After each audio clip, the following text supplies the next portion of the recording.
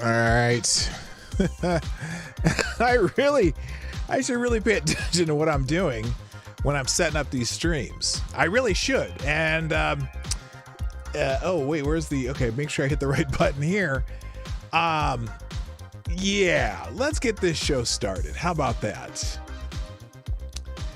Good damn morning, Americans. I'll turn that down a little bit so you can hear me.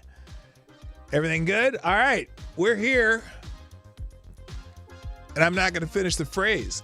I hear that maybe I could get in trouble for one of my topics today, but I'm not going to let that scare me because I'm not going to put anything too saucy on there. But I'm interested to know if YouTube is striking people for talking about it, or are they just taking down the stream and saying, oh, no, this is a topic that we didn't cover in the things you're not allowed to talk about, blah, blah, blah, blah, blah, blah, blah.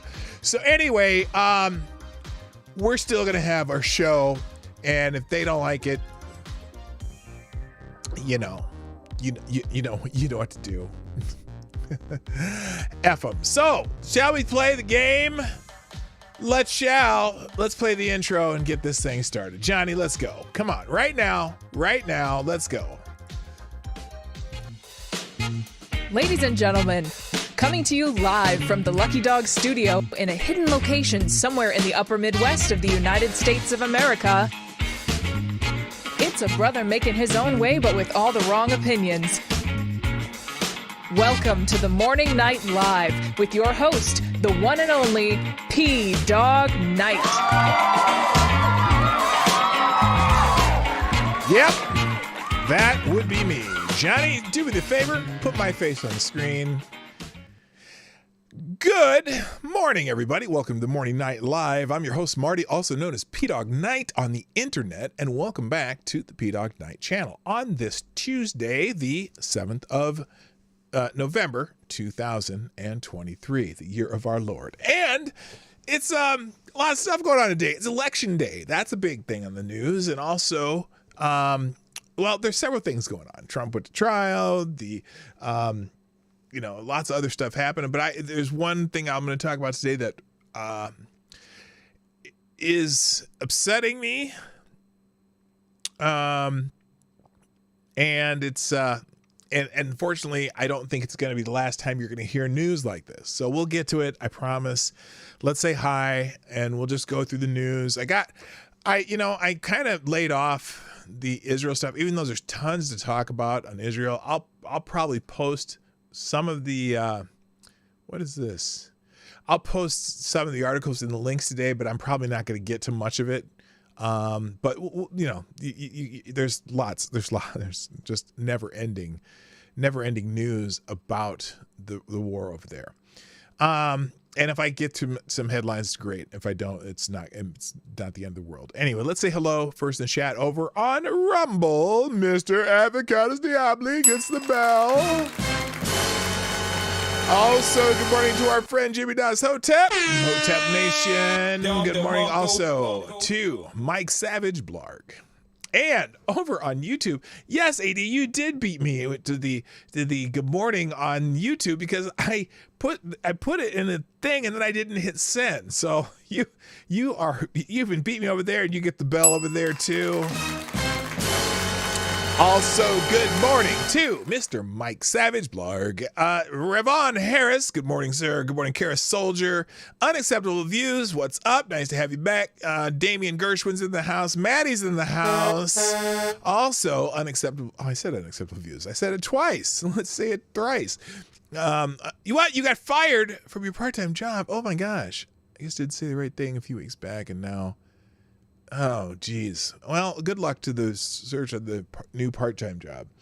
I may be quitting one of my part-time jobs here soon, not because I may be going full-time at the other one. Anyway, good morning, Boom Her. Nice to see you. My favorite Canadian Jaeger ponies here. Good morning. Also, Zed the Snarky's in the house. Nice to see you. Good morning also to Bookworm Addict is here. Hello. K Shell's in the house, and Simon Wolfwood, and there will be many, many others. Did I tweet out the show today? Oh, I didn't even tweet out the show. Did anybody else do that? That was dumb. Man, I'm a little bit, I'm in a weird place, okay? Anyway, and my friend Now What Studios is here too.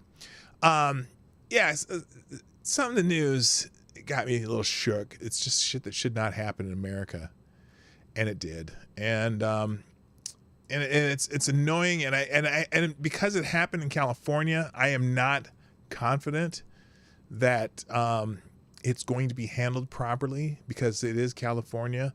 Thank you, by the way, Jimmy Das Hotep, Banks, Somnambule Nation, for tweeting out the show. I greatly appreciate it. I did not tweet out the show today. And so thank you guys for doing that. I appreciate it. I probably won't now that I don't want to take time from the show to do it because I got a lot to get to. So let's just go ahead. It's from the CME. I don't know what that is. Hello, Special Can Acid, by the way. Let's finally got a new job driving for FedEx. Oh, you did? Wow, that's cool. Good way to go, Carol. Got a job driving for FedEx. Yeah, I might be driving for UPS here soon, for at least over this season. We'll see what happens. I don't know if I'm going to keep doing it. It depends on a lot of factors. But anyway, let's get into some just things happening in the news. And there's some strange trends. Well, like Jim Crow is trending. Now I'll explain that one later because if I get to it, it's not. It's just what's happening in our schools and weird things, and some. So it's getting compared to that. That's not. Let's just start. First of all, usually I try to see who has a birthday today, and today the birthday of the day is singer-songwriter Joni Mitchell, who is 80 years old today. Happy birthday, Joni Mitchell. And I was never a Joni Mitchell fan. I really didn't.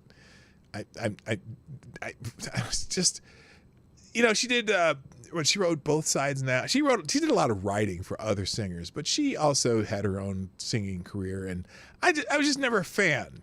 Send in the Clowns. Is she the Send in the Clowns lady? I think so, right? I know she did Both Sides Now, which is a pretty good song.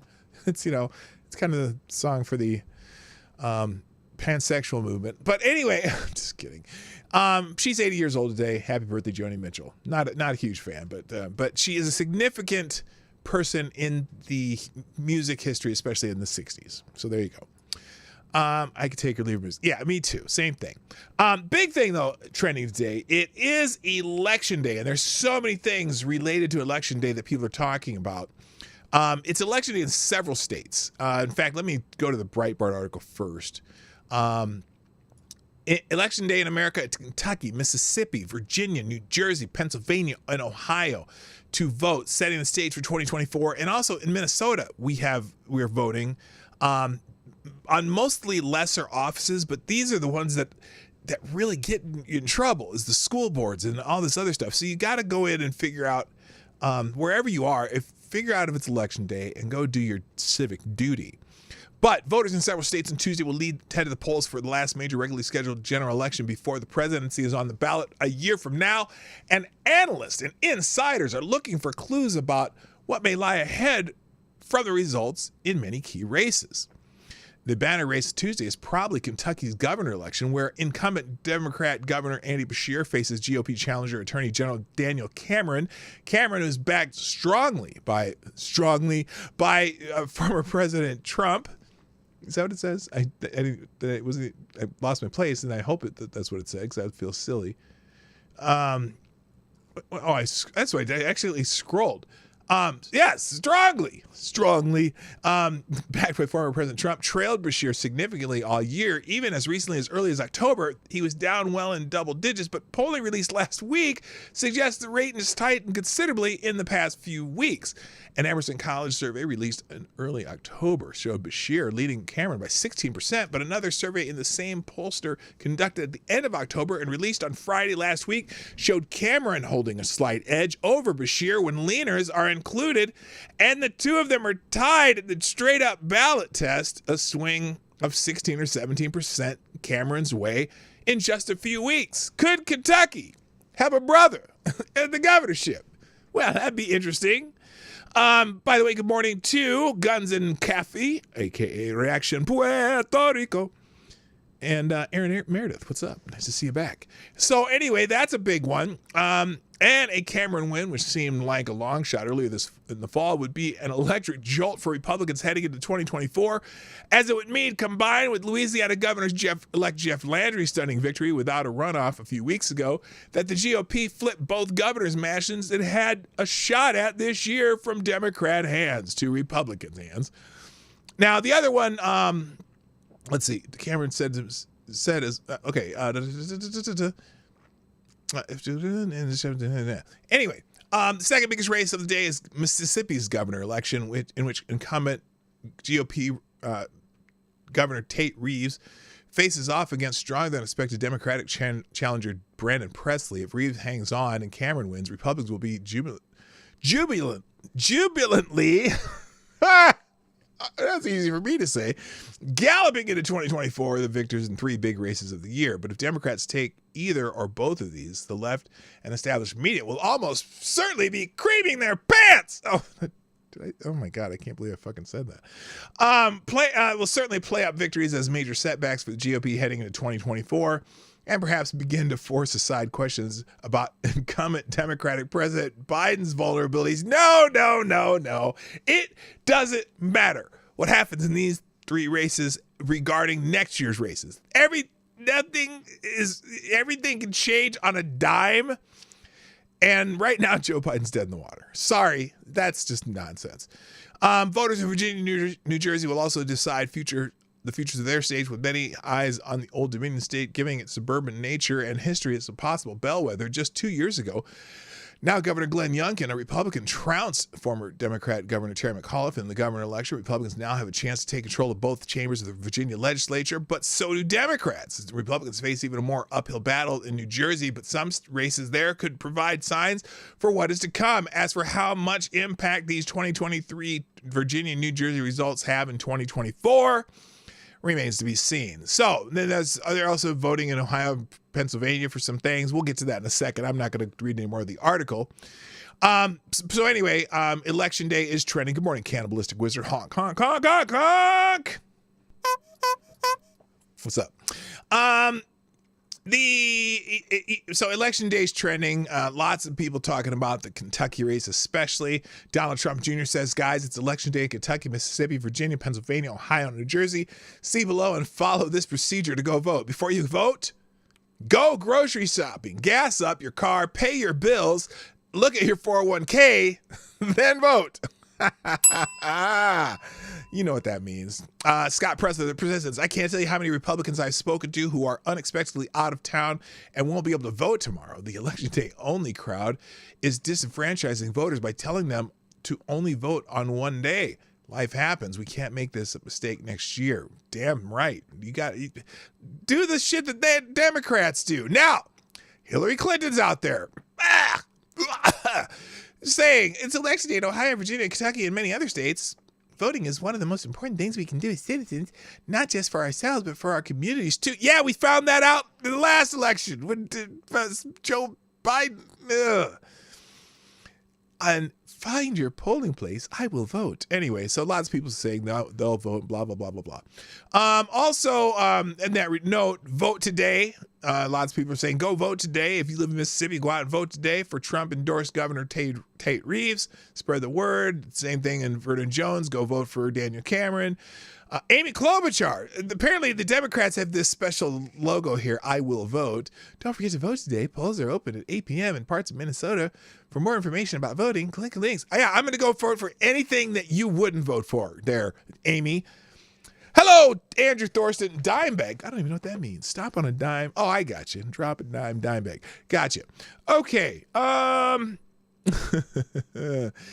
somebody here, that must be in Canada because we don't have a carbon tax. But someone in Canada is saying, I'm voting today to axe the carbon tax. Apparently it's good. You're voting in Alberta too? Okay. Canadians go vote to axe the carbon tax that is just more taxes that your prime minister likes. Hello, Tyler F. What's up? Nice to see you. And anyway, so lots of people, also people saying that I voted. That's another part. So Virginia's trending because of the election there. Kentucky's trending because of the election there. Because, let's see, vote no. Oh, this is one of the things in Ohio. JD Vance says, today is election day in Ohio. Vote no on issue 1. There's been a lot of lies out there from the Yes campaign. People do, in fact, abort healthy late-term pregnancies. Issue 1 doesn't make it illegal to have a miscarriage. Think for yourself and vote no. So people are talking about issue 1. I don't know. What's issue 2? Issue 2 is a bad deal for Ohio. What's issue 2? Issue 1 is on the ballot in Ohio. Wait, someone here says, issue 1 on the ballot in Ohio is radical. We need to stand up and vote no on the issue 1. Make sure you cast your vote Tuesday, November 7th. Democratic officials and abortion lobbyists have been very clear they want no restrictions on abortion, even up to the moment of birth. We must vote no on their radical proposal. I don't know what the actual proposal is. But I know that part of the reasons people want to vote no is because of beyond viability abortions are concerning to me. I'm just saying. So a lot of pro-life people are out there saying vote no. And it's pretty much vote no is all under this particular thing in Ohio. Well, maybe not this one. This is what's this? I don't know what this is. That's in Colorado. Okay, so anyway, that's why vote no is trending. Also, vote Republican is trending, and it's interesting. When I went through the trends this morning on X, the app formerly known as Twitter, there was no trending topic that said vote Democrat. Now there was one trending Democratic Party. I voted vote no. Kentucky, Virginia, whatever. But vote Republican was trending. No vote blue was trending either. Vote red was when I woke up, but it changed. So interesting. I'm just interesting. Now, here's something funny though. Here's something funny. This is Next Up USA, vote Republican. Now, I don't know. I'm not sure if this is a meme for or against Republicans, but let's just see what this is saying, because this is showing you how certain places have changed. Okay, certain places on the map have changed. Okay, and we're gonna show you. No, that ain't working. Let's see. Nope, I have to do it the other way. Hang on. Because you can't see that. Oh, yeah, you can. Okay, we'll do it this way. So this is going to show how certain places have changed. Now, I'm not sure what this is referring to. So these are Iraqi women in 1970, Iraqi women in 2023. Egyptian women in 1950, Egyptian women in 2023. Algerian women in 1970, Algerian women in 2023. Syrian women, 1973, Syrian women, 2023. Iranian women, 1970, Iranian women, 2023. Afghan women, 1958, Afghan women, 2023.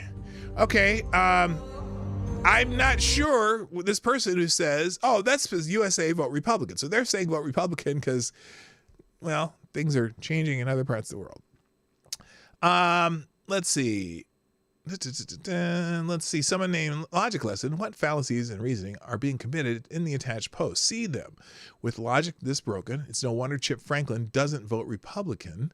Trump brought prosperity. Biden has nearly crashed the world. Insert Democrat into his last sentence. So here's Chip Franklin. Mike Johnson says guns don't kill people, but a book can make you gay. How effing stupid do you have to be to vote Republican? Well, I don't know. Check your wallet. Check your wallet. Marjorie Taylor Greene, get out there and vote Republican, and so on and so forth. So anyway, that's trending. Moving on. Also, now this is a completely different topic. This has nothing to do with elections. This is fascinating. I don't even know if I've ever heard of this country. or country. I don't even know if I ever heard of this company, but apparently WeWork was a company that was valued at $47 billion with B dollars in 13 years of operating. It had a single month profitability. Hi, Chris Kroll. WeWork was valued at $47 billion in the 13 years of operating. It had a single month of profitability. Well, WeWork is now bankrupt. Now, someone says WeWork bankruptcy rumors remind me of the greatest slide deck of all time. Here we go. The reason to be happy that you didn't make it to the Forbes cover. Sam Bankman-Fried, prison, 115 years. Holmes is already in prison. WeWork for bankruptcy and SVB bank run. The silver lining for all entrepreneurs not making it to Forbes under 30. So 2019 it was valued at $47 billion. 2023 it is bankrupt. WeWork apparently is a company. Well, here's a good one that explains it. Let me put this so you can see the damn shit, though. Come on now. Well, anyway. The news just broke that WeWork is filing for bankruptcy next week. The same WeWork that was valued at $48 billion is now worth $48 million. Now, this person says, I sold my company to them in 2019 and was briefly the head of product strategy of WeWork. Here's what, this is an explanation. Here's what went wrong and what we can learn. Number one, people can turn on you. What's the theme today, apparently, in the chat? On a dime. In the WeWork corporate halls, I witnessed folks singing praises of Adam Newman almost to the point of worship. Adam could do no wrong. Adam knew all the answers. Adam could fix this. But as soon as they realized their stock was tanking, they turned on him. It happened overnight. Literally. This taught me a lot about human nature. Trust can be broken in seconds. Number two, doing too much in business never works. WeWork was working on like 100 businesses at once, but never really figured out the economics of the core business. Seems obvious, but you get your house in order first before you go and decide to venture out. I'm a big believer in multipreneur movement, owning a portfolio of businesses that cash flow, not a bunch of businesses that drain cash, aka WeWork. And the valuation, number four, the valuation of your venture-backed business really doesn't mean a whole lot. I met people at WeWork in summer 2019 that told me they were excited for the IPO so they could buy their house. They were already house shopping. Yeah, I probably put $600,000 into renovations too. I know a good contractor if you need one. I cringe. Pretty delusional. Never count on your stock options. Consider it gravy. Thankfully, I had very little stock. Number four, the community piece was actually on point. This one is a kind of hot take, probably because the community adjusted IPO was pretty made fun of, and that's not what I'm talking about. The idea of WeWork being a community is a valuable one because when you build a community, you have trust and attention. And when you have trust and attention, you can build products and to support their rituals. So here's what it would have made WeWork more successful. I think WeWork built vertical specific. Okay, this guy's getting a little technical on shit. Anyway, they were the main business of WeWork was flexible office space provider with an astronomical valuation. For whatever reason, it had this. This is a company that was relying on flexible office space. And I know, like, I'm familiar with that just because I go to a lot of places like this, where they have, for example, they have like office space for people who want to look like they're working out of an office. And for whatever reason, let's see, when did it go really bad? Right around COVID time. But I don't know if that was, that was the whole thing of it. Yeah, WeWork, not many more. Or WeWork, W-E-E, yes, very small. So anyway, WeWork acquired 21 startups in the last 4 years, from a college messaging service to a real estate investing app. Here's everything that WeWork bought. They bought too much shit, and none of it was shit. Like, when they say they bought too much shit, that's because a lot of it was shit. Okay, that's enough about WeWork. You can look it up. It's in the links. Oh yeah, I put the links of everything I'm talking about in the links, in a one-tab link. Excuse me. And I put it in the chat at the end of the show, and I put it in the description of both Rumble and YouTube. Tommy Lee is trending, and I wasn't sure if it was Tommy Lee, the drummer from Motley Crue, or if it was Tommy Lee Jones, the great actor, whatever. But mostly it's the drummer, Tommy Lee, from Motley Crue. Now, I got to be very careful scrolling because he apparently put a photo up of him and his penis, which was standing right next to him, like like if someone dropped a log in the, punch bowl. Anyway, Tommy Lee is trending because, of course, anytime someone bashes Trump people, they tend to trend. And so here's what Tommy Lee had to say. This is, for what it's worth, which is very little, but here's Tommy Lee, apparently not realizing who the president of the United States is right now. He says, "You Trumpsters better pray that liberals never gain control of the White House again, because we are going to pay you back so effing hard for all this shit. Planned Parenthood's on every damn corner. We're going to repaint Air Force One pussy hat pink and fly it over your beloved Bible Belt 6 days a week, tossing birth control pills, condoms, and atheist literature from the cockpit. We're going to tax your mega churches. It's so bad Joel Osteen will need to get a job at Chick-fil-A to pay his light bill. Speaking of Chick-fil-A, we're buying all those and giving them to any LGBTQ person your 6 cult leaders tortured with conversion therapy." What year is Tommy Lee living in? What is he talking about? Try the McPence. Have fun with the new menu, you bigoted fucks. Try the McPence. It's a boiled, unseasoned chicken breast that you have to eat in the closet with your mother. We're going to gather up all your guns, melt them down, and turn them into a gargantuan metal mountain emblazoned with the face of Hillary Clinton. All parks will be renamed Rosa Parks ASAP. Does this idiot think that conservatives have something against Rosa Parks?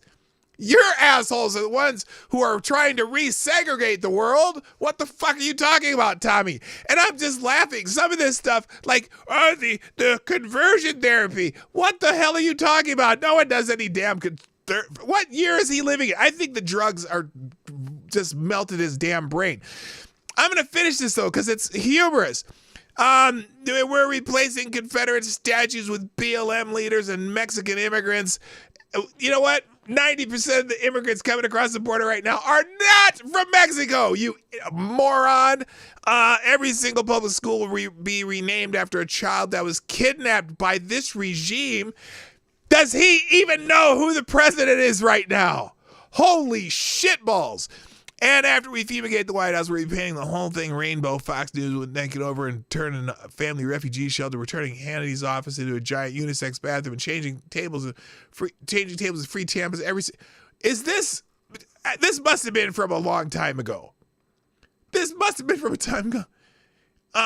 Apparently he doesn't know who the president is right now. Is he what? Is this from 5 years ago?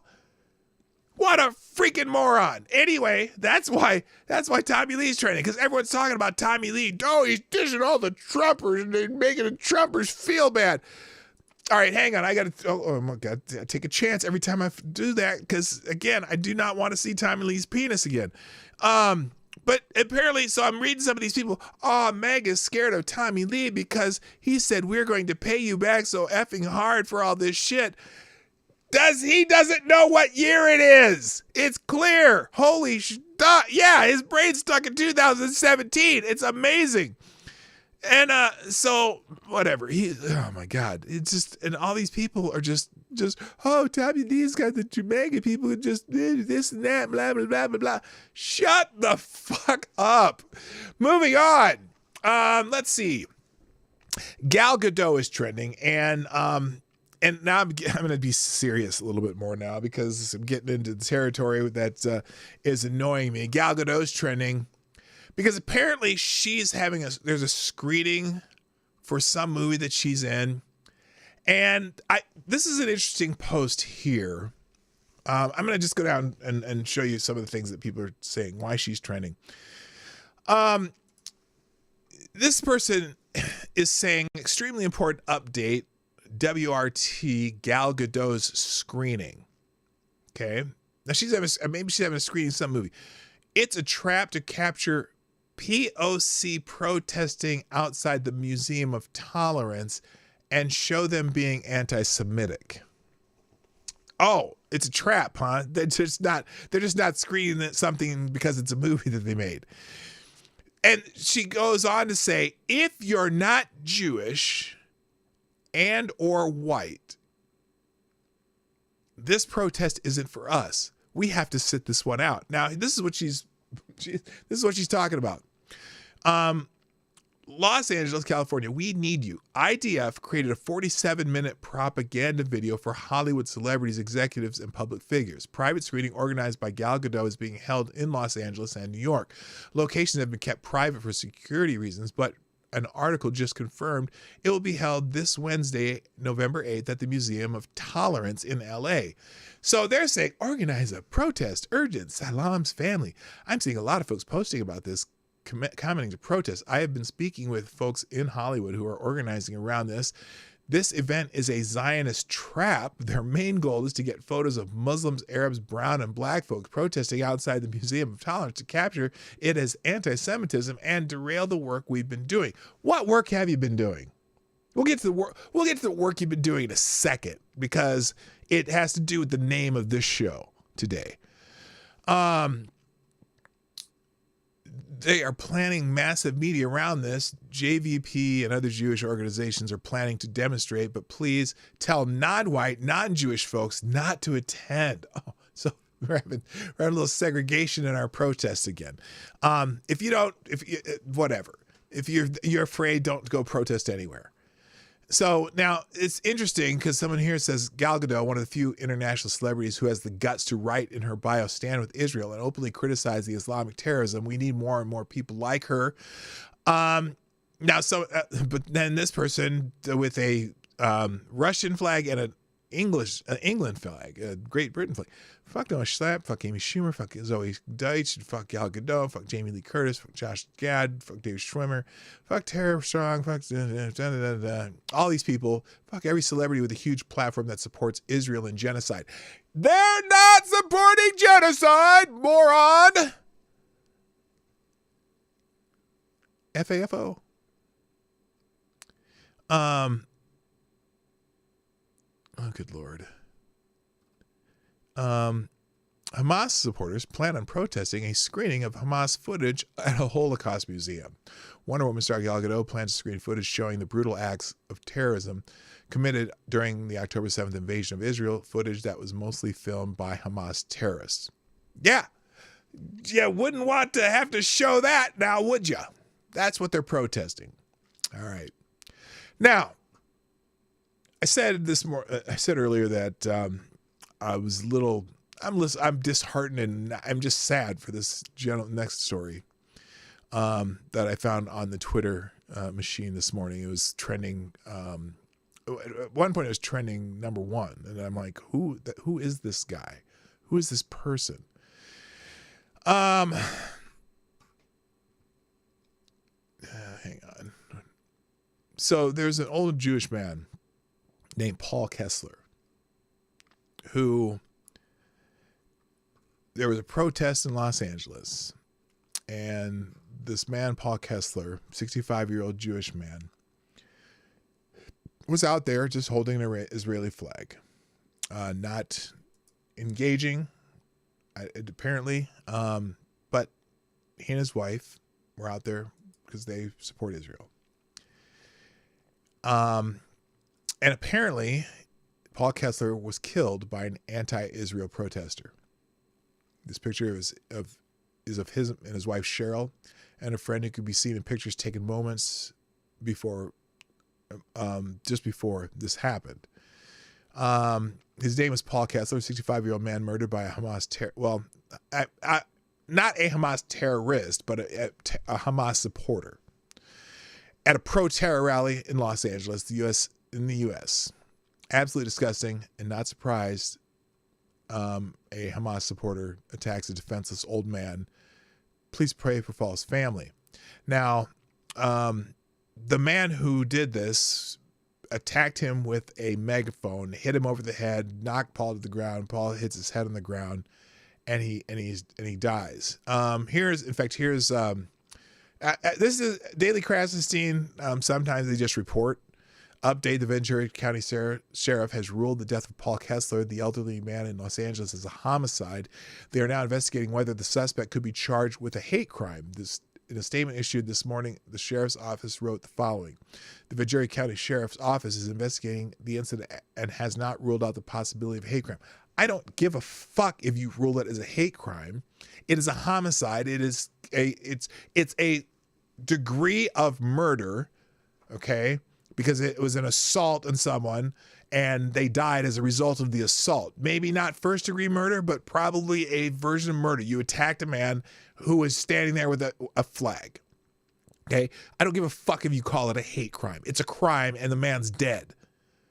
Okay? Now, do they have hate crime statutes, thought crime statutes in Los Angeles? Who gives a shit? Okay? The poor man is dead. Anyway, and I'm going to scroll through, I'm hearing reports that no one was arrested at the scene of Paul Kessler's death because he initiated hostilities by hitting people with his genocide flag. Oh, this is someone called Syrian Girl. So this was apparently captured on his own camera. Well, only time and political pressure would tell. That's interesting. I'm not so sure about that. Here is, let's see, 69-year-old man identified as Paul Kessler died as a result of injuries sustained during an altercation at a pro-Israel, pro-Palestine event. Both of which were occurring simultaneously at the intersection of Westlake Boulevard and Thousand Oaks Boulevard. The Ventura County Sheriff's Office is investigating the incident and has not ruled out the possibility of a hate crime. On November 5th, 2023, at approximately 3:20 p.m., multiple citizens called the Ventura County Sheriff's Communications Center to report a battery had occurred at the intersection of Westlake Boulevard and Thousand Oaks Boulevard in the city of Thousand Oaks. The intersection was the location of a pro-Israel, pro-Palestine demonstration. Upon arrival, responding deputies located Kessler, who was suffering from a head injury. Witness accounts indicated that Kessler was involved in a physical altercation with counter-protesters. During the altercation, Kessler fell backwards and struck his head on the ground. Kessler, who was transported to an area hospital for advanced medical treatment on November 6, 2023. Kessler succumbed to his injuries. An autopsy was performed on November 6, and the Ventura County Medical Examiner's Office determined that the cause of death was blunt force head injury and the manner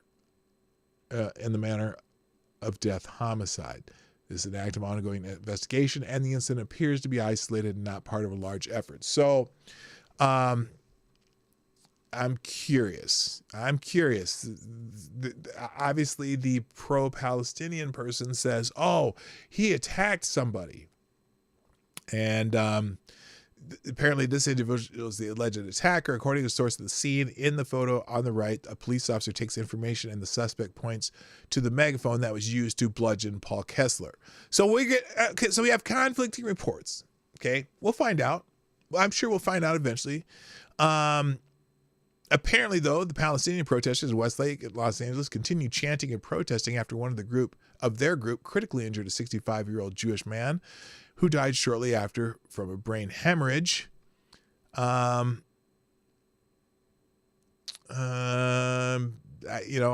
we see, let's see, in the video. Okay.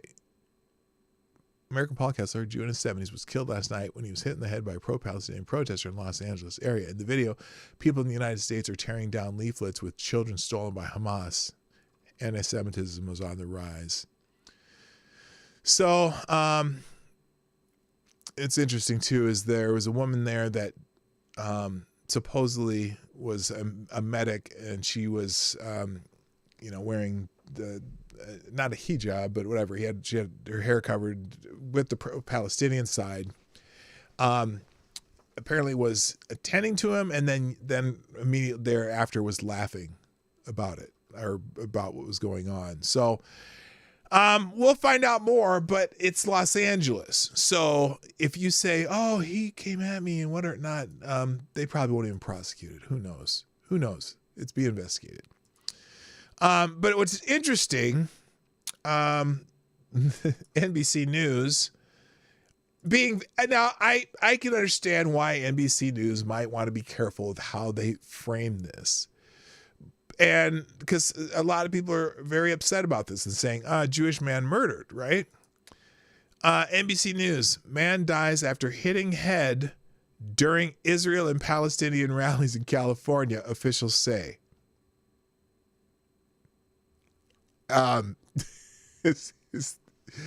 Is that what they got out of that? Because the officials said it was a homicide.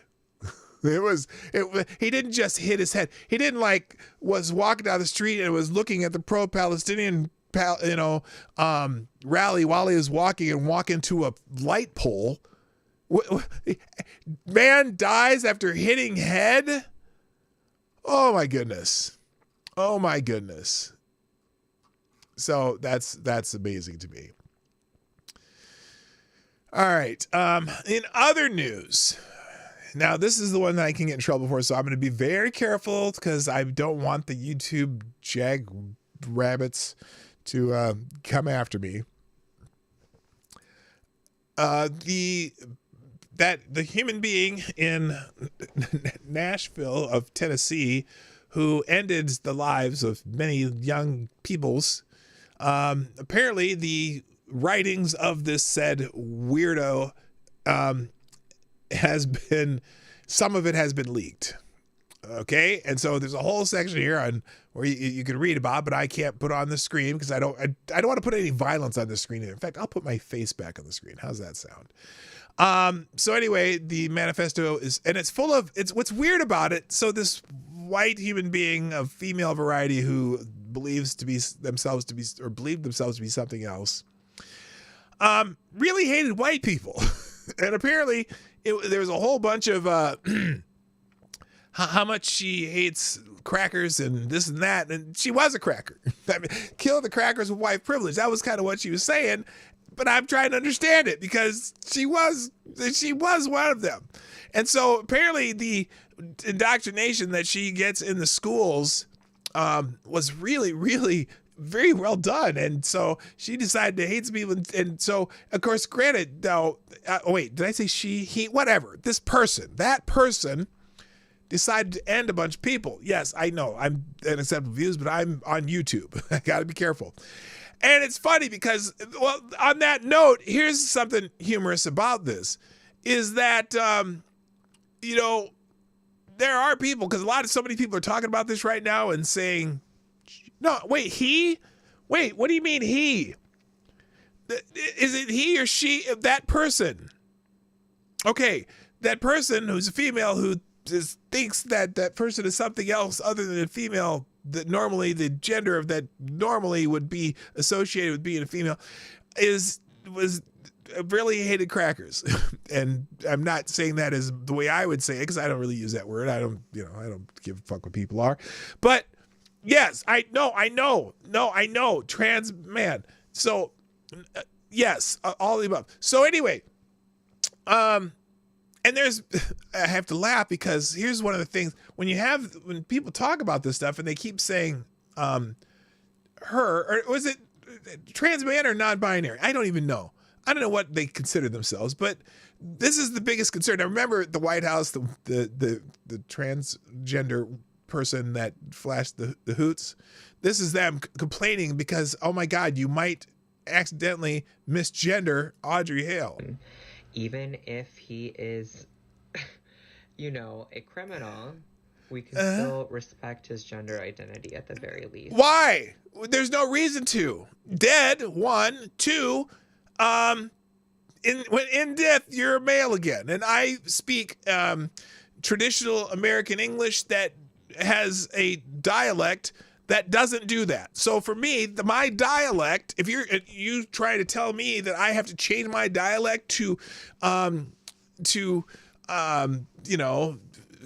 your sensitivities, well, I don't care. We speak a different dialect. That's fine. In the South, they say y'all. In the North, they say you guys. And I'm not going to tell someone in the South to say you guys, and I'm not going to force someone in the North to say y'all. You know what I'm saying? They're dialects. And my dialect says that a female human being is a she. Okay? It's not misgendering because gender really doesn't mean anything. All it does is makes it easier for people I'm talking to understand who the hell I'm talking about. And the people I talk to speak pretty much in the same dialect that I use. So there it is. I'm not here to validate anybody. Anyway, yeah, so that's the biggest concern. And, oh, yeah, you murdered 6 people, but we're worried about your gender, your pronouns. So anyway, in Breitbart, Nashville police say leaked writings from trans Covenant school shooter are not official crime scene images, no denial of authenticity. So they haven't, I'm not sure what they got going on here. Metropolitan Nashville Police Department released a statement Monday afternoon indicating that broadly circulated images purported of the Nashville Shooters Manifesto are not MNPD crime scene images. Well, who said they're crime scene images? Hi, Big Dave. How you doing? Yeah, pronouns are was, were now. Yes, it was, were. And hello, you're a ridiculous lunatic, too. So, earlier in the day, Breitbart News reported that Tennessee Bureau of Investigation would not confirm that the purported leaked pages from the Nashville Shooters Manifesto were real during a Monday morning phone call. Breitbart News spoke with TBI Communications Director Josh Devine, who said, "We're aware of the images, yes, but we're not offering confirmation on their authenticity." But they're not denying their authenticity either. So they could, if they were not authentic, they would be denying them immediately, I would guess. Hours later, the NPD, what is the Metropolitan Nashville Police Department, released their statement, which said, quote, "The MNPD is in communication with the Metropolitan Department of Law as an investigation begun this morning continues into the dissemination of 3 photographs of writings during an online discussion about Covenant School. The photographs are not MNPD crime scene images. The police department has been in contact with the representative of Covenant families. Police department counselors are available to assist them in coping with the emotional trauma caused by the dissemination." Look, I'm going to guess that the parents, victims, whatever, families want that shit released. And you motherfuckers won't release it. So you talk about emotional trauma. I bet there's some emotional trauma saying, hey, why aren't you releasing this? Are you protecting the murder of children? I don't know. So anyway, the images, reported leaked pages in question were posted on X Twitter by Steven Crowder, including statements attributed to Hale, the alleged shooter, about killing cracklers and white privilege. So anyway, Tennessee Star, owned by former Breitbart contributor Michael Petrolay, says it's independently confirmed the images via sources in the Tennessee General Assembly who were allowed to view the Covenant Killer Manifesto by Metropolitan Nashville Police. So now here's what's amazing about this, okay? Now, oh, and there's another story. I'm going to skip the stories, but here's what's something crazy. What is it? Portions of Audrey Hale's manifesto have been leaked and highlight how a transgender person targeted and murdered white Christian American children on the basis of their race and, quote, privilege, end quote. It disgusts me that our own leaders are directly responsible for perpetuating these types of attacks. Not only will they ever acknowledge the racism white Americans are being targeted with every day, but will continue to perpetuate it by telling us that white supremacy and Islamophobia are the greatest threats to our country. You know, he's right, and there's going to be so many people saying, you can't be racist against white people. Well, sure you can. If you're in power and you discriminate against white people based on their race, like at universities, or if you give special privileges to people based on their race and not to everybody based on their race because of their race, it is racism. I mean, it's your definition that you made up that it's, power plus privilege. Well, guess what? The people in power are giving the privilege to other people now. Okay? Instead of just saying, level playing field. Well, we need to fix the playing field. We need to have anti-racism. Well, anti-racism is just another word for racism. I hate to tell you that, Mr. Candy, your anti-racism is just another word for racism, because really it just says, we're going to use a different kind of racism to fix racism. Right? Anyway, so it's funny though. Now the mayor of The mayor of Nashville, of all things to launch an investigation into, because the mayor of Nashville is not asking for the manifesto to be investigated, or who are the person who got these ideas that maybe they should end some white children, which, you know, I don't like any children. But anyway, the mayor of Nashville, Freddie O'Connell, Democrat, has launched an investigation into how purported images of the manifesto were released. O'Connell said, I have directed Wally Dietz, Metro Law Director, to initiate an investigation into how these images could have been released. That investigation may involve local, state, and federal authorities. I am deeply concerned with the safety and security and the well-being of the Covenant families and all Nashvillians who are grieving. Maybe you should have just gotten this out a long time ago and it'd be over now. Capiche? Moving on. Now, Trump was in court yesterday, and apparently he was testifying, and the judge in the case, this is in New York, and the civil fraud trial where there are no victims. It's supposed to be a fraud trial, but they haven't really determined who the victims are. Nobody's lost or gained from Trump being wealthy, right? And nobody didn't get their loans paid back and whatnot. And again, it's to me, it's might be the dumbest case I've ever heard when they talk about how, well, he stated his wealth to be much more than it is, and so that's how he became more wealthy. Yeah, how again? What? So he got loans from banks who had to do their due diligence to give out the loans, and he paid the loans, and he got wealthy after he paid the loans and got more business and whatnot. And you're saying that he committed fraud? Who did he commit fraud against?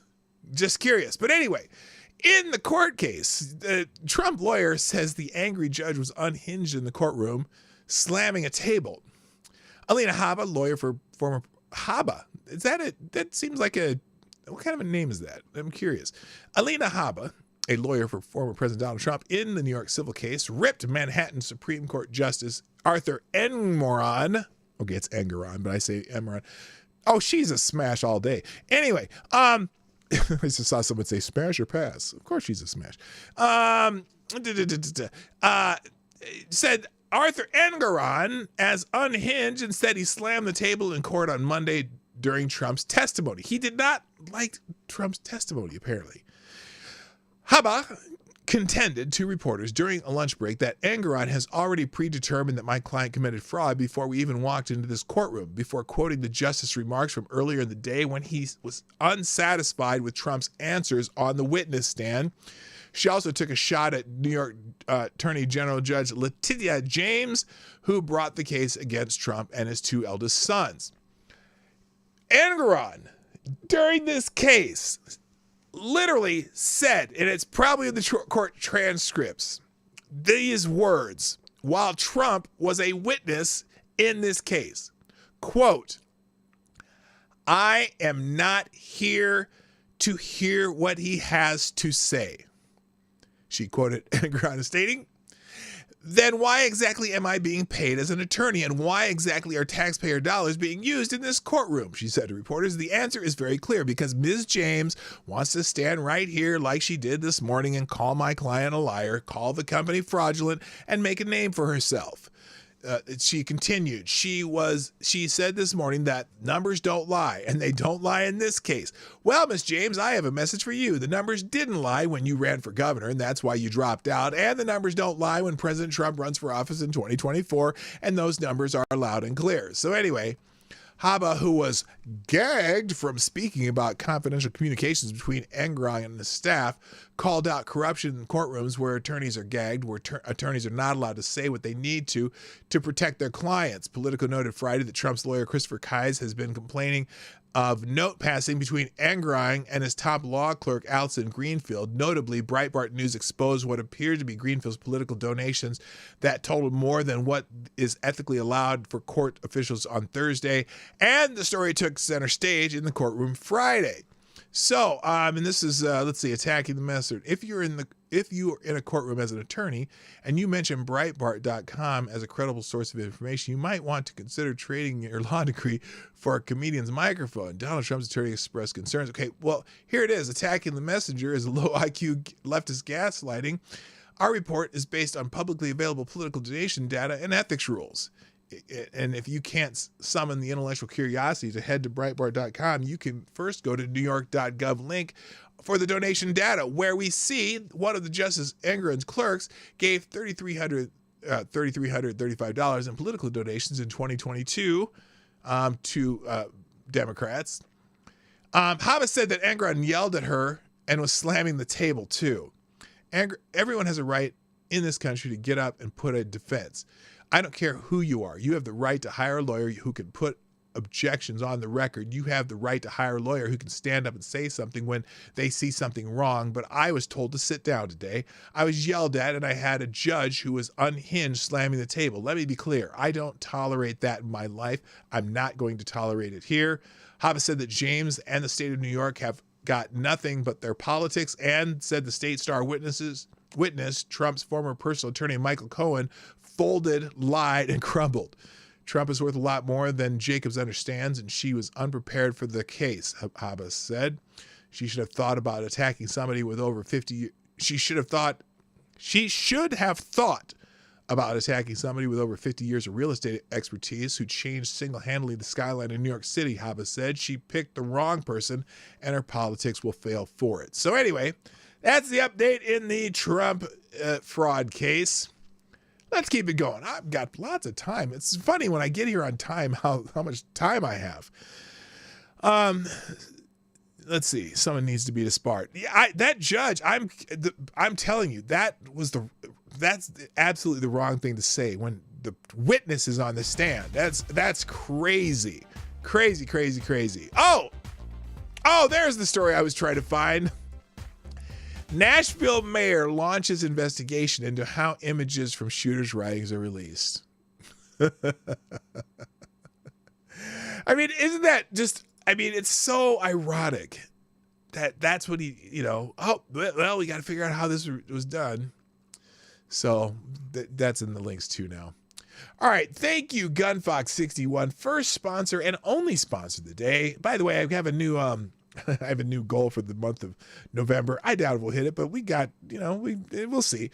Thank you, GunFox61, dropping a Hamilton in the chip jar. That makes you are the new Streamlabs Superstar sponsor of the day. Thank you, GunFox61, who says, well, this one almost got a Darwin Award. I haven't seen it. Let's see what it is. We'll stop. We'll just break into the show right now and take care of this. Oh, good Lord. What the hell is that? And this is in my town. My metro area, I should say. Where's this? Let me find. There we go. I'll put it right behind the mayor here. Oh, good Lord. Here's an article from Minneapolis. Hiker brings snake home to show the kids. Ends up in the hospital. Oh, no. Oh, in Australia. Oh, my God. If you're, look, and I don't know if any of my Australian friends are here. I don't know if any of my Australian friends are here. Anytime, if you ever go to Australia, or if you're ever in Australia, if you see a snake, don't go near it. All the snakes in Australia are poisonous. All the spiders are poisonous. Everything in Australia will kill you. Do not do anything with anything that has scales or 8 legs in Australia. Everything is deadly. An unidentified, wait a minute, why is this not scrolling? An unidentified hiker in Australia was extremely lucky after being bitten by what he thought was a harmless diamond python, which he had captured and took home to show his kids. Hey, kids, here's a snake in Australia. It will kill you. Unfortunately, it was a case of mistaken identity, as the reptile turned out to be a poisonous broad-headed snake, which looks very much similar to a diamond python. I don't care if it looks like a diamond python. I don't care if it looks like a square python. I don't care if it looks like a circle python. I don't care if it looks like a hexagon python. Don't touch snakes in Australia. They will all kill you. The incident occurred on Wednesday in the New South Wales Southern Highlands, as reported by Yahoo Australia. The man was hiking with friends when he spotted the reptile and captured it. When he was bitten, he didn't think anything of it until returning home and becoming violently ill. The hiker ended up in the hospital after violently vomiting for 3 hours. 3 hours of violent vomiting? Oh my God, that's you know how that feels. It hurts. And what else? And he had experiencing a large swollen hand. Yeah, the size of his head. Oh my God. A nurse from Bororal Hospital phoned McGibbon to get the identification of the reptile to determine the proper treatment. A photo of the snake was sent to him and he identified it as a broad-headed snake. Don't touch snakes in Australia. Did they find traces of venom in the hiker system?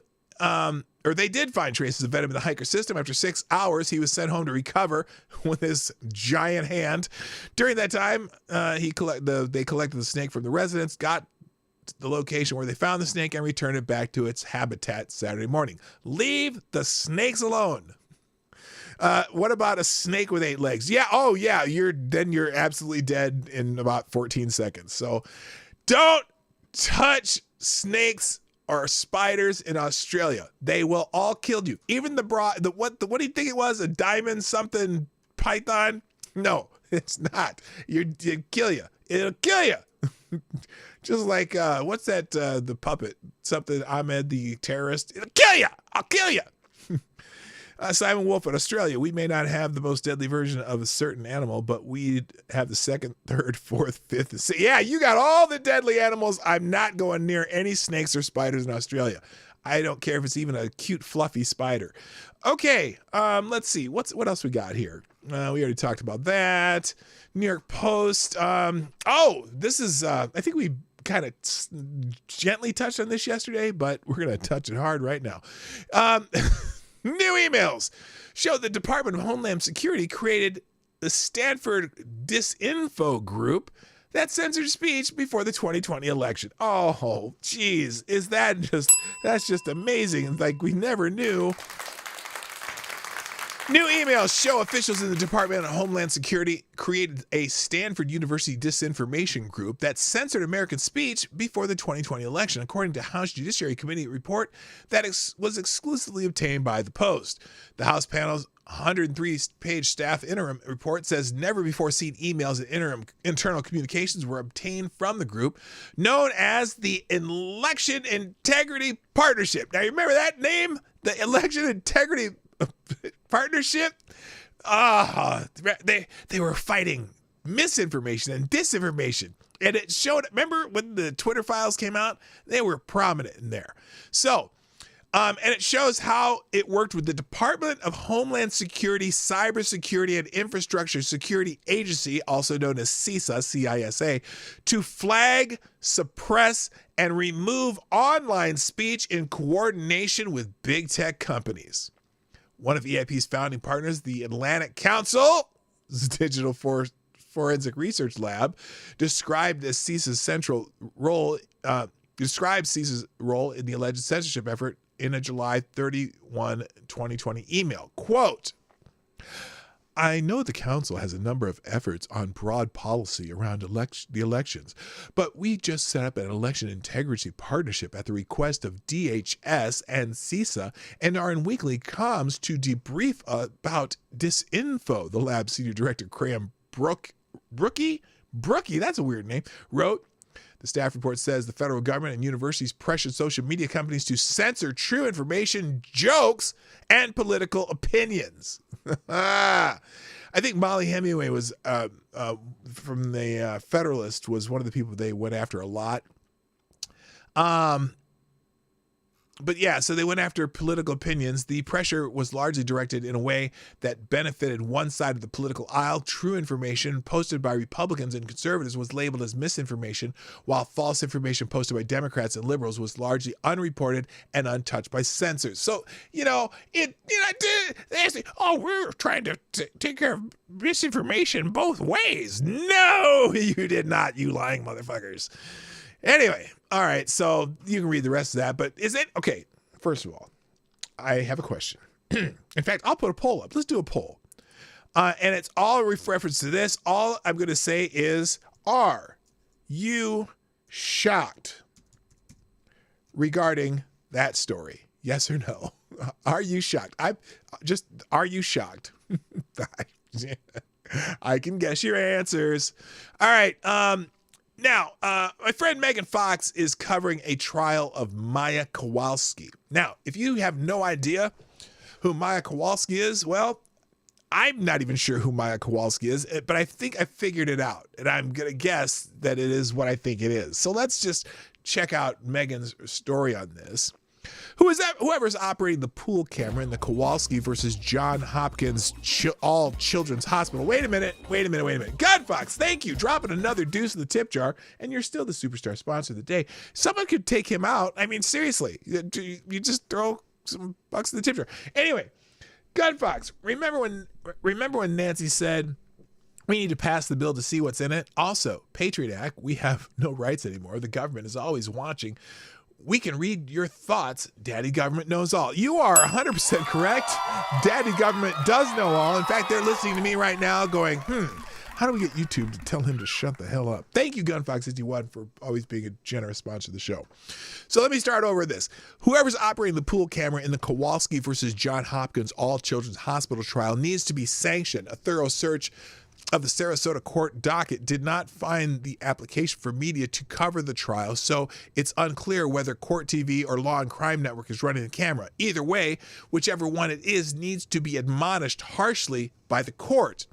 The Kowalskis are suing John Hopkins All Children's Hospital for false imprisonment, intentional infliction of emotional distress, and medical malpractice, among other things. You can read about the trial details in the coverage here, which I have that one linked to. In fact, I'll just make sure I do by opening it like that. Throughout the trial, if 17-year-old Maya Kowalski is in the courtroom, the camera operators focus on her face no matter what is happening in court. That should be that no matter what's happening in the court, that should demand the camera's attention, including Judge Hunter Carroll making rulings or witnesses testifying. Court TV then takes clips of this bad camera work and uses it for social media campaigns. So here it is. During the Take Care of Maya trial, the judge had a heated discussion with both attorneys about information not being provided to a witness. Closing arguments are expected to begin tomorrow. Anyway, the exchange clearly had been focused on the judge and the attorneys who were arguing Instead, the entire argument went on while the audience had to stare uncomfortably at the victim of John Hopkins' schemes. The first few weeks weren't as bad, especially since Maya was not in the courtroom every day, but this last week it has been obnoxious to the point that YouTubers are streaming the trial, myself included, have been covering Maya's face on our streams with memes because it's making the audience so uncomfortable. Not only is it an invasion of a minor's personal space when she isn't on the stand, but it makes it very difficult to follow who is testifying or speaking as the cameras refuse to focus on the arguments being made instead zooms in for close-up shots of Maya and her father, Jack. So that's part of it. But here, let's talk about the case a little bit, because this is what's going on. I don't need Megan Fox's page here. Hang on. Right here.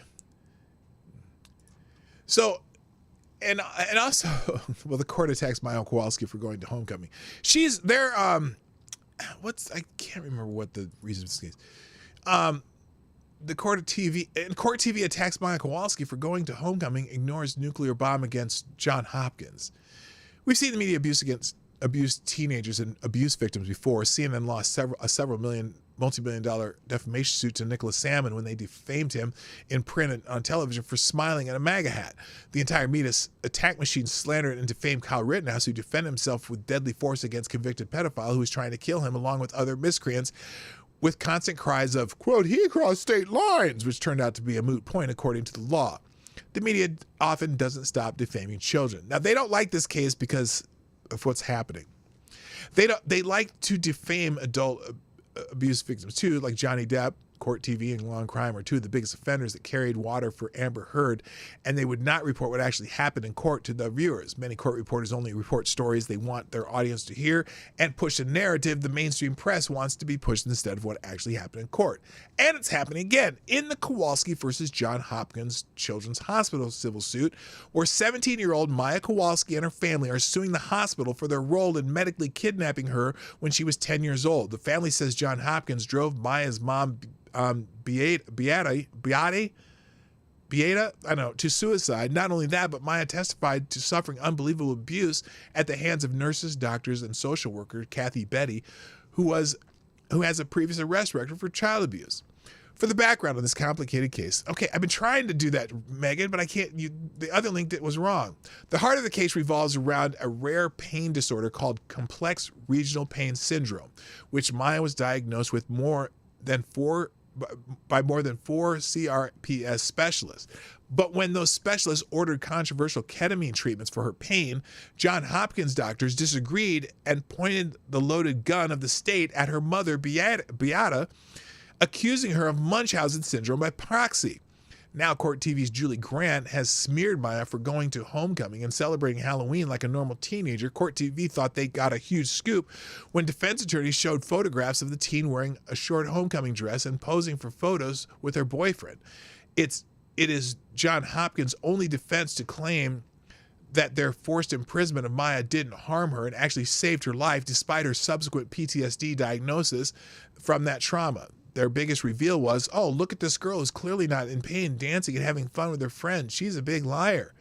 Grant went on Twitter, a Twitter rant, throwing out the debunked accusations about Maya's dead mother and spreading salacious stories about Maya.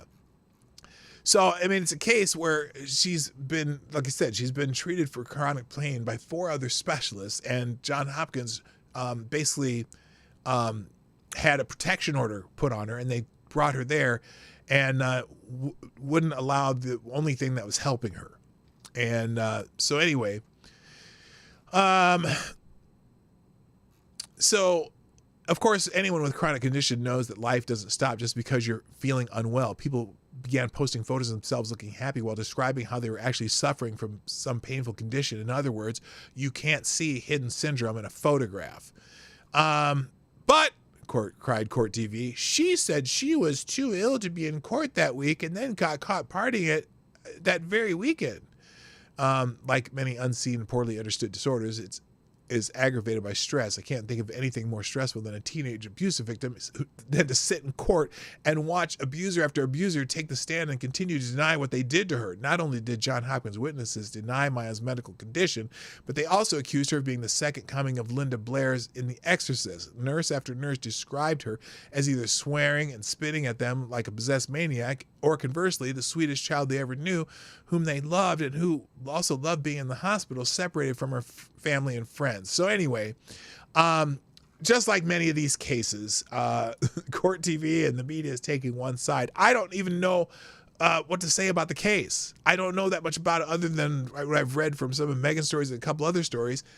But it's a 17-year-old girl, and why are they doing this to her? You know, why is the media, you know, instead of just being Court TV, being neutral in the court TV, pushing one side of agenda, just like they did with Rittenhouse, just like they did with Nick Salmon, and so on and so forth. All right.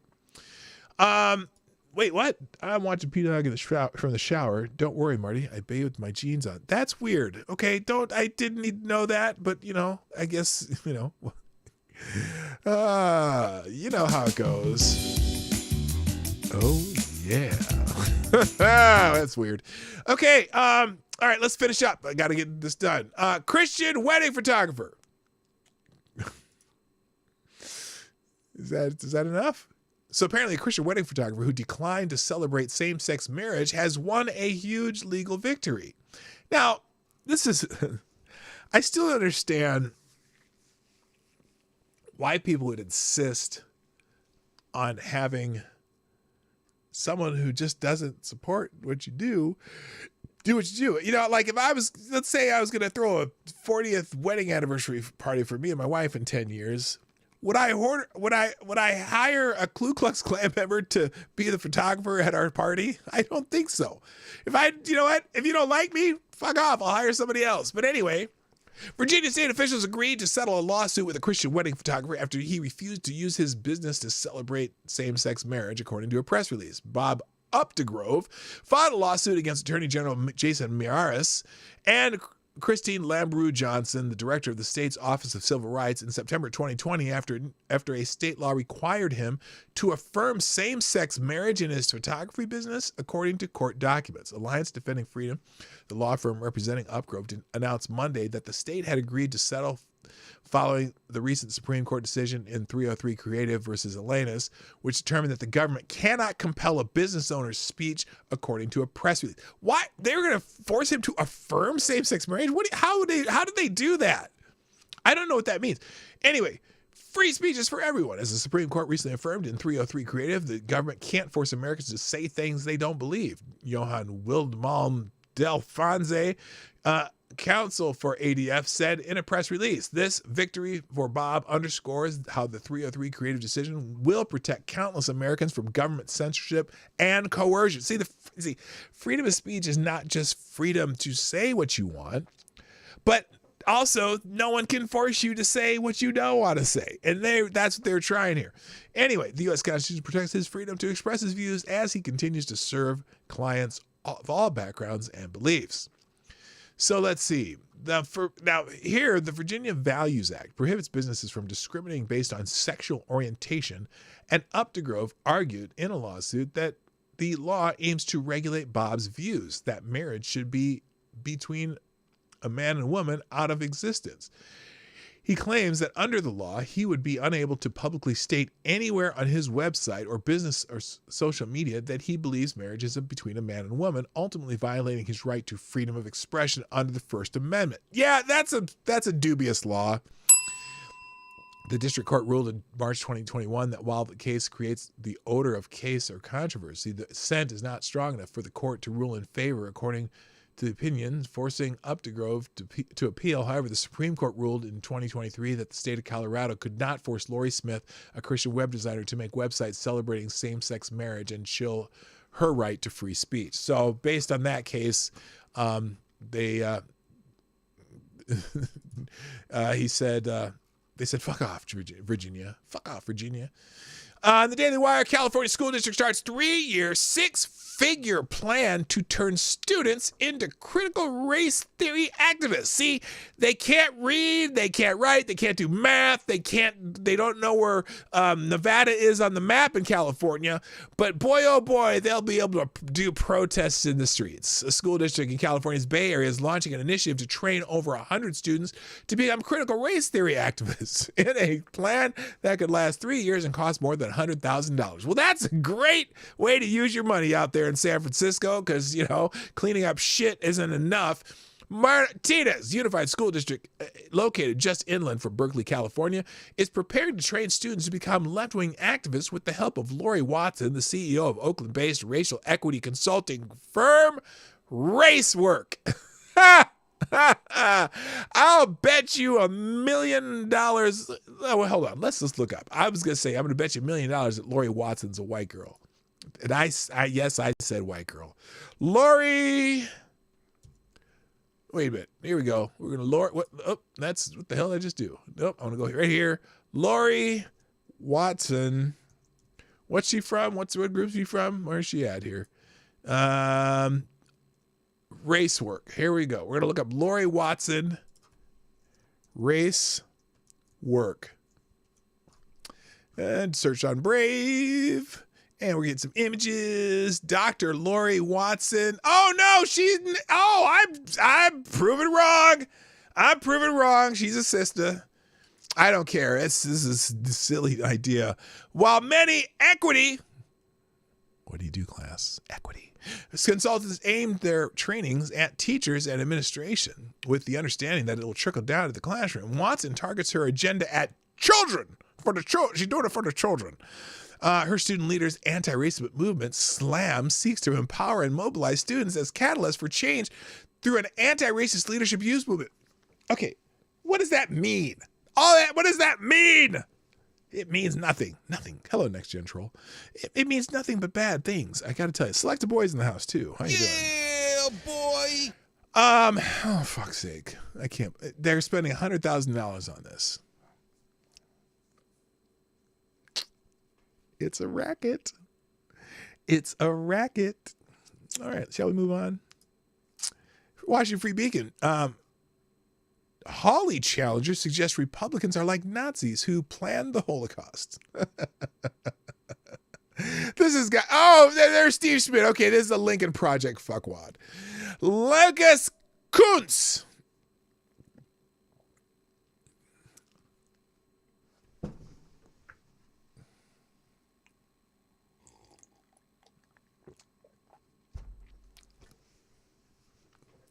I am restraining myself.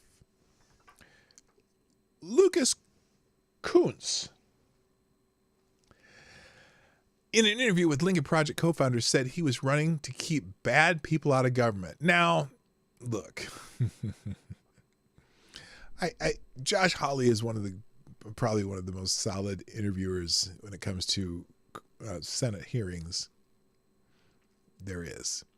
But anyway, Missouri GOP Senator Josh Hawley's presumptive Democratic challenger in an interview last weekend seemed to compare Republicans to the Nazi architects of the Holocaust. Little Godwin theory here. Lance Kuntz. Oh, it's cunts. Rhyme with dunce. That's okay, YouTube. I said his name. Kuntz, Kunce.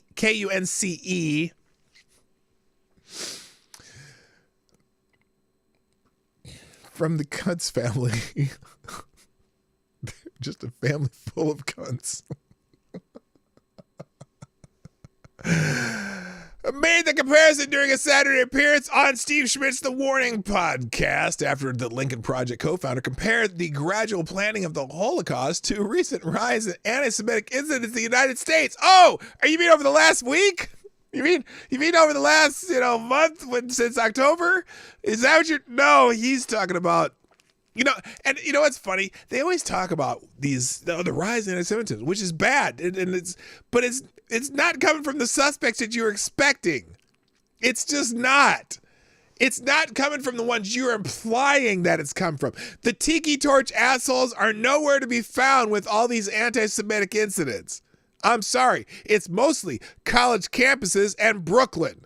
Okay? Not a whole lot of Tiki Torch asswipes in Brooklyn. Okay, and on the college campuses, it's the leftist students that are doing it.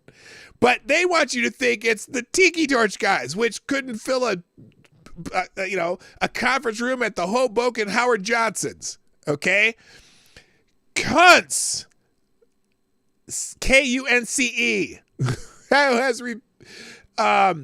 Oh wait, okay, here it is. Is that Schmidt? No, Kuntz says. I think what you saw in Germany was some very bad people took advantage of some real economic hardship that people were going through, and they were able to do terrible things through that.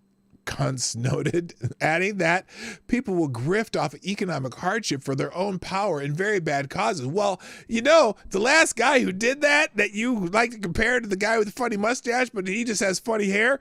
Hey, if he was grifting off economic hardship for his own power for very bad causes, it sure worked pretty damn well for the country, didn't it now, Kuntz? Kuntz, who has been repeatedly referred to Hawley as a fraud, went on to say that his mission is to win this election to prevent people who are full of hate running our government. I don't understand. Kuntz added that Hawley was the only person to vote against the anti-Asian hate bill, calling his opponent's vote quite the curiosity and pledging to make sure that Jewish Missourians were safe. Wow, really? Safe from who, Kuntz? Safe from who? I'm pretty sure that they're probably worried about the people running around with the Palestinian flags right now the most. And the reason, I bet he had look, just because someone votes against a bill There are lots of reasons to vote against a bill if you think the bill sucks. And was the bill coupled with a bunch of other bullshit where you're spending billions and billions of dollars, or was it a standalone bill? I don't know if they do standalone bills anymore. Pretty much they attach everything to something else to make somebody look bad for voting against it or for it. So, now what they say here is, in the Washington Free Beacon, it's an odd line of attack to take against Hawley, who has led the Senate in fighting anti-Israel and anti-Semitic rhetoric following the Hamas deadly October 7th invasion of the Jewish state. Hawley introduced a resolution which the Senate passed late last month, condemning what Hawley described as pro-Hamas and pro-genocide activities on college campuses. We must speak with one voice as a nation. Attacks on Israel and Jewish Americans are evil, Hawley wrote on X, formerly known as Twitter, following the vote. So, yeah, Kuntz is, well, he's Kuntz. That's his name. Apparently, Jennifer Granholm has gone to Puerto Rico again. This is also in the Free Beacon. Energy Secretary Jennifer Granholm escaped the Washington, D.C. cold front to travel to sunny Puerto Rico, you lovely island of tropical breezes. Her 6th official trip to the island since last fall. Wow. What is she's the energy secretary? Why is she going to Puerto Rico so much? She must have a second home there. She must have bought some land there or some shit, because she's 6 times to Puerto Rico. What's happening in Puerto Rico that is so, vital to our energy secretary and production of energy in the United States of America? I'm curious. Now, Republican lawmakers have questioned the necessity of Granholm's repeated travel to Puerto Rico, where she has spent over 4 official work weeks in the past year. 4 full weeks in Puerto Rico? What is she doing in Puerto Rico? As DC temps plummeted near freezing last Wednesday, Granholm jetted off to announce new federal green energy funding in San Juan, which is what is enjoying highs in the upper 80s. You can announce that from Brooklyn. There's a few Puerto Ricans in New York. You could do it there. Excited to be back in Puerto Rico this week to highlight the progress we've made accelerating upgrades to the island's electrical infrastructure and supporting the island's goal of 100% renewable energy by 2050. Fuck. She's just taking vacation. You know it. DeSantis has picked up the endorsement of the governor of the early primary state. Apparently, Republican Governor Kim Reynolds of Iowa endorsed Republican Governor Ron DeSantis of Florida for president during a Monday rally. Now, this is the governor that they were talking about is the least popular governor in the United States, which is not necessarily true because she has a 49% approval rating, which lots of governors have lower approval ratings, but she has a 47% disapproval rating, which is the highest disapproval rating. But remember, there's a lot of Democrats in Iowa who probably disapprove of the governor. It's probably not among her own party, so what means whatever. But it's weird that she's went out and endorsed Ron DeSantis, but that's okay. Look, if something happens to Trump and that didn't work, and then we end up with DeSantis or whatever, I'll take Nikki Haley over Joe Biden, so I don't care. But anyway, DeSantis trails former President Trump by 45% in the Real Clear Politics average poll. That's how much he trails, not how much. Oh my goodness. Anyway, so he got an endorsement from the Iowa governor, which is, that's good. Whatever, to each his own, and each do your thing. So there you go. In the Daily Caller, poll sets off tidal wave of anti-Biden 2024 sentiment among big shot liberals. Wow. I just talked about this yesterday. The polls have some people panicking. Who was it? Axelrod? Yeah, Axelrod's one of them. Bill Kristol. Oh, we already talked about. See, I'm a day ahead. I'm way ahead of these people. See, call me. I'm not even. Well, I can't say Nostradamus because I didn't say it before they said it, but I beat the Daily Caller. Anyway, New York Post. Democratic Party war with itself in the West. Yeah, this whole Israel thing has got Democrats fucked up. I'm just saying. Joe Biden's party is at war with itself. Scenes last week of protesters scaling the White House fence and shouting down Senator Cory Booker at a New Jersey Democratic rally are only outward manifestations of a deeper inner turmoil. The Democratic Party's identity is inseparable from a morality tale in which the world is divided between white, wealthy oppressors and non-white, poor victims. And they consider the Jewish people white people in this, because the Democratic Party, whatever. When it was literally black and white worldview is applied to the Middle East, it presents the Israelis, richer and generally paler than the Palestinians, as always the evildoers. So Democrats have to reconcile some shit, and get me some popcorn, please. Get me some popcorn. In Breitbart, an Alabama mayor and pastor outed as transgender curvy girl has ended himself. This is sad that he did that. I don't think he needed to go to that, but he is in Alabama, and it set off some shockwaves. A small-town Alabama mayor who pastored a Southern Baptist church ended himself after his secret life as a transgender curvy woman was revealed by conservative Alabama news organizations. FL Bubba Copeland is transgender curvy girl. That's interesting. Led a busy public life as mayor of Smith Station, pastor of Phoenix City First Baptist Church, and married father of 3, but out of the spotlight. Copeland operated his social media accounts as a self-described curvy transgender woman under the pseudonym Brittany Blair Summerlin. Atlanta-based news outlets 1819 News began pulling the curtain back on Copeland's secret life with a series of stories last week. The outlet revealed that Copeland not only shared graphic sexual material, which included himself in drag, but authored erotic slasher fiction in which the narrator... Oh my God, you can read the rest of this shit yourself. I ain't reading it.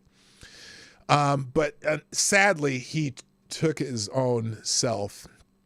And I can't, I'm not celebrating that whatsoever.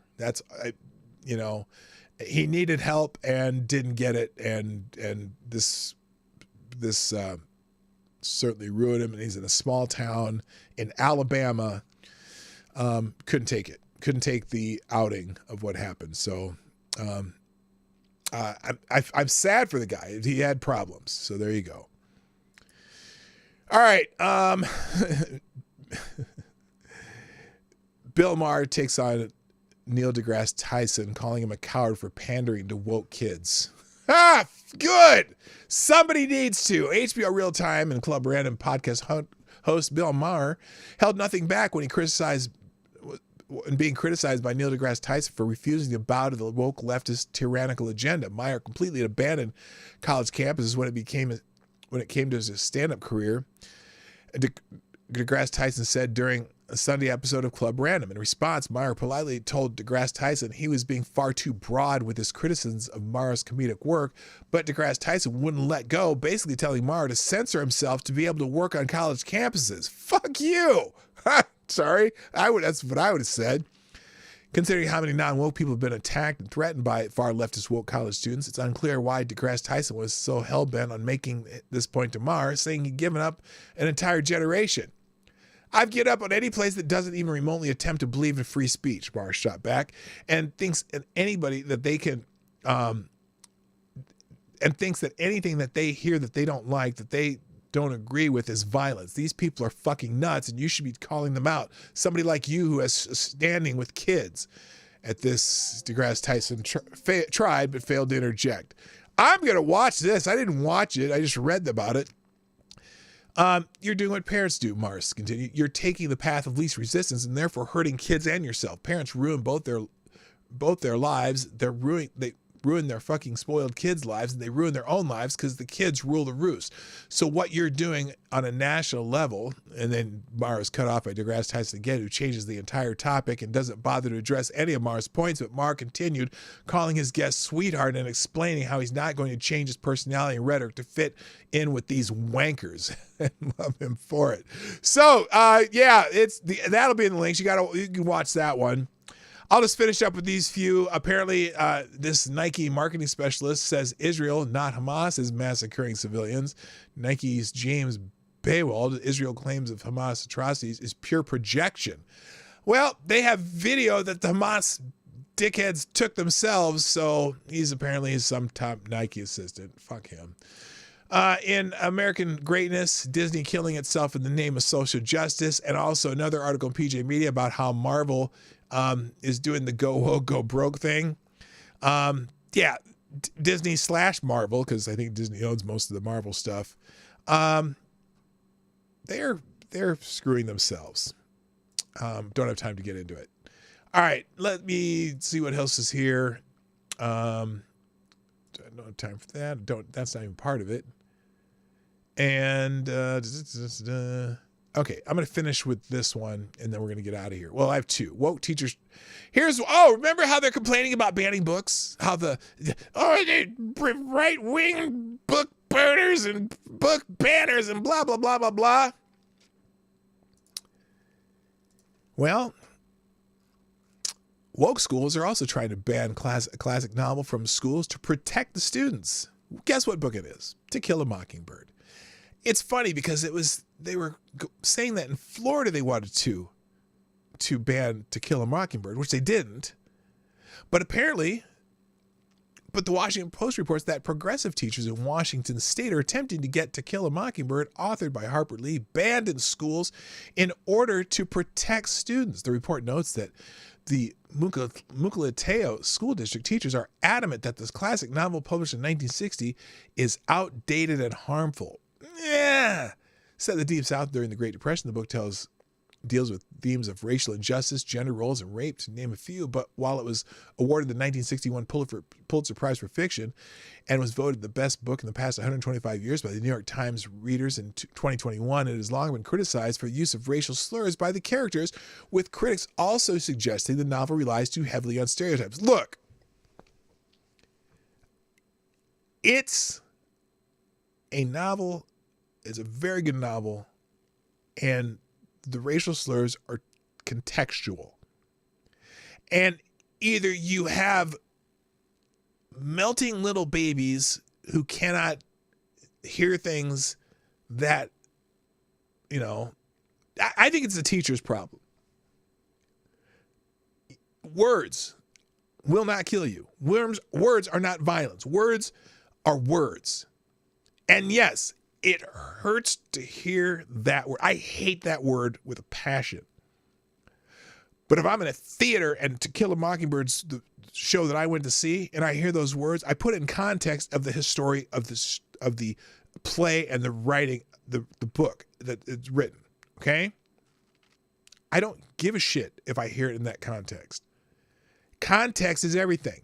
And maybe if you continue to understand and teach the context of the words that are used, and you give the little trigger warnings, right? Maybe you'll have kids who are less sensitive to words and can understand context. It's not going to go away just because we're going to ban this book. It's an amazing story. And yes, it uses words in the context of the time it was supposed to be written, or the setting it was written. Just like Huck Finn, just like all these other books. How about teaching kids some things and why that, maybe even teaching why that word's a bad thing, okay? And why you shouldn't. Because some people, it's in a rap song. I just rap along with it, and all of a sudden someone on the bus is punching you in the mouth.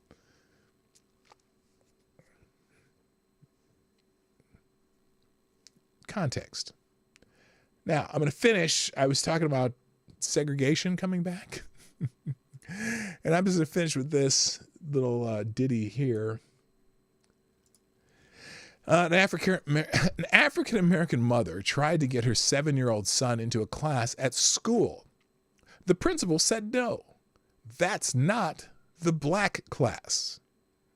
This was not a scene from the Jim Crow South or To Kill a Mockingbird, by the way, of the 1950s, but from present-day America. And this is the highlighted story. I'll just put it on the screen. It'll be the last thing in the links today. Yasha Monk's book contains several jolting stories which encapsulate the extreme thinking of some of the American left. When stupid 19 vaccines became available, most countries dispensed them first to health care workers and the elderly, who are much more vulnerable to the disease than young people. Yet, America's Centers for Disease Control and Prevention urged states to offer priority to 87 million, quote, essential workers, end quote, which included package delivery drivers and film crews. Its rationale was racial equity. because old people were more likely to be white, even though such a policy would probably cause thousands more deaths. Trump should have nipped that shit in the bud. In another story, an African-American mother tried to get her 7-year-old into class at school. The principal said, no, that's not the black class. This was not a scene from the Jim Crow South in the 1950s, but present-day America, where a growing number of progressive school group children by race and teach them to think of themselves as racial beings.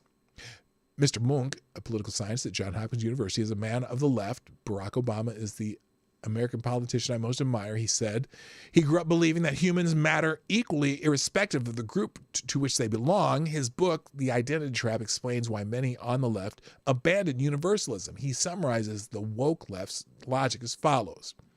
To ensure that each ethnic, religious, or sexual community enjoys a proportionate share of income and wealth.